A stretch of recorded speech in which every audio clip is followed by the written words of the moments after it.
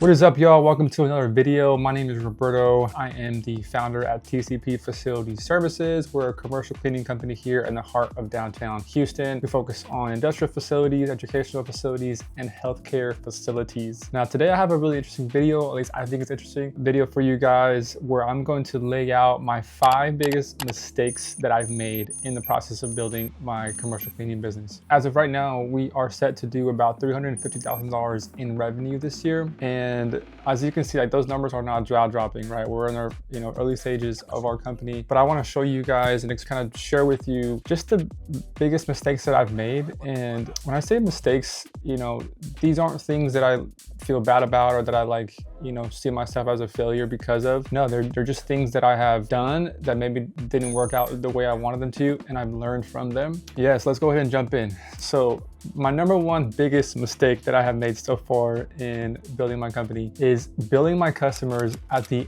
end of the month. So for those of you guys who are new to commercial cleaning, typically we operate on a 12-month or 24-month or 36-month contract. And in that contract, typically we bill on a flat monthly rate for the services that we provide for that month. So for example, if we start services on January 1st, I have been billing my customers on January 31st. So telling them, hey, you don't have to pay me until the very end of the month. Now, mind you, there's a lot of expenses that come into delivering a service, those first 30 days. Essentially, I had to eat all of our labor costs, all of our material costs, any overhead, operational, everything. I had to eat that. And as you can imagine, that was eating up all of my profits, all of our capital that we had to just operate as a company, right? No, please, whatever you do not bill your customer at the end of the month. I promise you they will understand. So what we're doing now is we're billing at the beginning of the month. Long story short, you just need capital. You need working capital. You need money in the bank to be able to operate your business. And if you're billing at the very end of the month, here's a secret that you may not know. All customers don't pay on time. You did not hear it from me.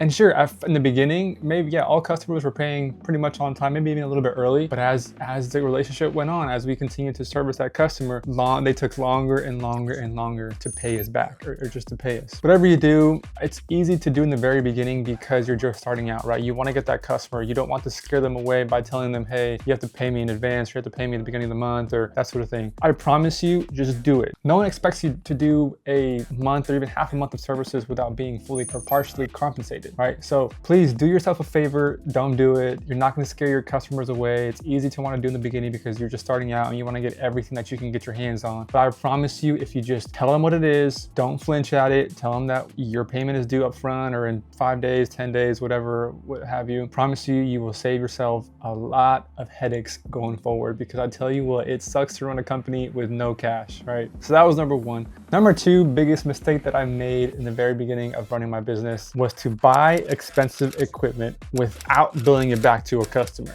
Right, so let me give you guys a real clear example here. So I had a customer that I had offered to clean their floors with a floor scrubber, right? And I was so excited. Oh, I'm gonna get a customer. It's just so exciting. I think it was one of my first customers. And I went out, I literally told him, I was like, okay, I'm gonna clean your floors with the floor scrubber. Here's my price. And I go out and I buy a brand new multi-$1,000 floor scrubber without putting any of that money, any of that cost into my contract. So fast forward, let me ask you guys, do you guys think that we're still using that floor scrubber for that customer? Absolutely not. We're not using that floor scrubber. The floor scrubber is literally sitting in my backyard, wasting money. I've lost thousands of dollars on it, and it sucks, right? But again, these are all learning experiences. Hindsight is 2020, all that jazz. You guys know what I'm talking about. Again, do not, unless a customer requests it, and then they are also obviously okay with you putting that pricing back into the contract and depreciating it over to 12-month or a 24-month or a 36-month contract. Do not avoid buying expensive stuff in the beginning. Obviously, when you're down the line, you have capital to spend and it's gonna save you time, which obviously for those of you guys who are in our commercial industry, that that our labor and our time is our most valuable asset. If things save you time in the long run, then yes, I would buy it, right? But at the same time, you have to make sure that whichever customer that's gonna be for, or however you're gonna use that you're billing people back for that equipment. Otherwise, you're just wasting time. Ooh, this next one I still get nightmares about. This next one really sucks. So a few years ago, we were early on in our business journey and I had, nice website up, things were going well.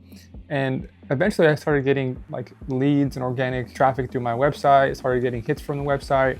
It was going great, right? So what do? I go out and I find a large SEO, local SEO marketing company. And I tell them, hey, everything's going great with my website. I want to get more of this, right? And everything went great in the beginning, right? Their sales process was great.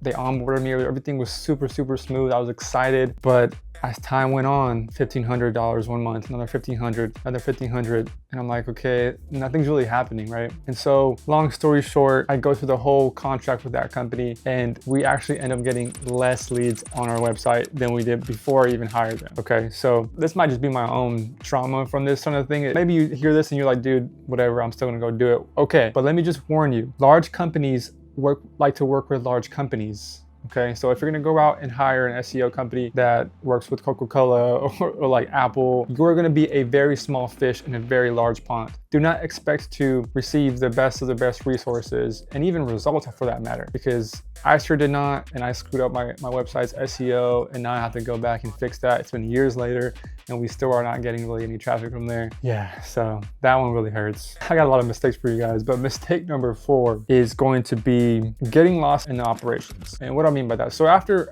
you get 2, 3, maybe 4, even 5 commercial cleaning accounts, there starts to kind of pile up a lot of different things to do, a lot of admin work, a lot of little things here and there, and you can start to easily kind of make yourself busy, right? You can start to just feel busy doing things that are not going to move the company forward, are not going to grow the company. So for, I want to say, a good 6 months, this is what I did, maybe even a year. You know, I was just caught up in like feeling like I was being busy, but really I was just sharpening pencils. I was just putting some paper away here and there, you know, sending an email here and there. Like I wasn't focused on my marketing. I was not focused on my sales. I was not focused on how am I improving my services. I wasn't focused on any of that. But this is so easy to do when you are an owner operator, you're in the very beginning stages of your company, because you get kind of comfortable. Let's say, you know, you quit your job and all of a sudden now you're making enough money to where you can provide for yourself and for your family, right? That's exciting. That's a place where very little people get to be in their entrepreneurial journey. Okay, so, and it's easy to get to that place and to grow complacent. And that's what happened to me. I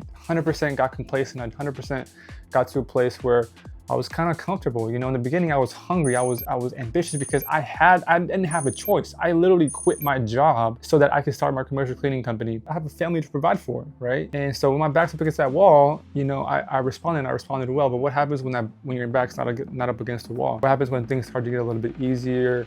Start to get more comfortable? What's your ambition then? What's going to motivate you? What's going to kind of help you to continue to push forward? And that's what you have to find out for yourself. But again, do not get caught up in operations. Obviously, yes, focus on your operations, get them done right. You know, make sure that you're delivering a quality service to your customers, but also still spend time with your sales and marketing, continue to grow your company. Unless you're just like, oh, this is where I want to be and I'm happy with where I'm at, I don't want to grow anymore. Even in that point, I'll argue that it's not good to, because what happens if you lose a customer or two? Now you're back at ground zero, and now you have to start all over again. It's always easier to just continue to get a little bit more, just to continue to expose your company and get exposure, that kind of thing. That way, you never know when something happens, right? So that was number 4 for me. Thankfully, I'm out of that phase, and but that's one of those things where you kind of just have to continually remind yourself, hey, what am I working towards here? Is what I'm doing right now, is this a task that's going to push me forward? Is this a task that I'm just doing just to make myself feel good about myself and feel that I'm going somewhere, even though I'm not? That's what you guys have to ask yourselves. Mistake number 5. So this last mistake, I think this happens to all of us when we're kind of starting out. But for me, it was super easy to sell my services out of desperation. When I would sell out of desperation, I would not charge the prices that I should have been charging. I would shortcut things. I would promise things that maybe that I wasn't totally sure that I could follow through on. And what ended up happening was that I sold jobs under budget. I sold under budgeted jobs, right? Which again, this can be so easy to do, and it happens to almost everybody in the beginning. But if you can help it, do not sell out of desperation. Sell from a place of, hey, my company provides value. This is what our cost is.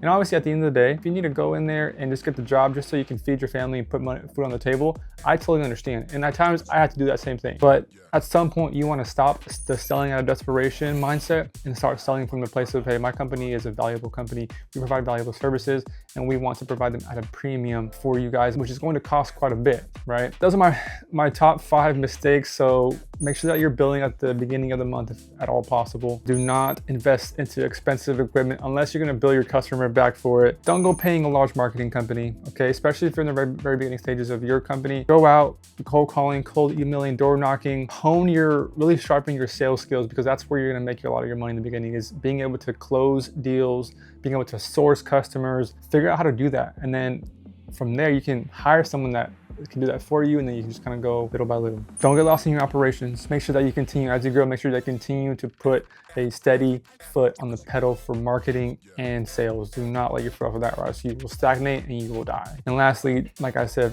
here recently, stop selling out of desperation. Sell from a place of, hey, we provide value, we know what we're doing, we provide a high quality service, and then go from there. But yeah, so I hope you guys enjoyed that video. Like I said, I've made a million mistakes growing this company, building this company, and I'm gonna continue to make mistakes, and that's totally okay. But I want you guys to feel like you're not alone. So there you guys have it, my top 5 biggest mistakes in building and growing my business.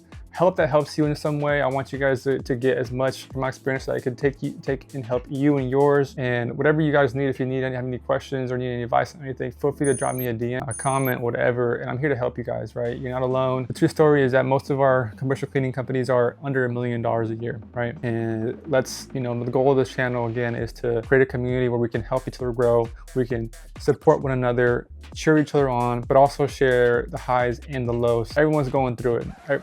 Nothing is perfect, and the best way to do that is just continue to share our stories and continue to encourage one another as best we can. So I appreciate you guys. Make sure you subscribe to get the next video, and like I said, comment below, and I look forward to the next video with you guys.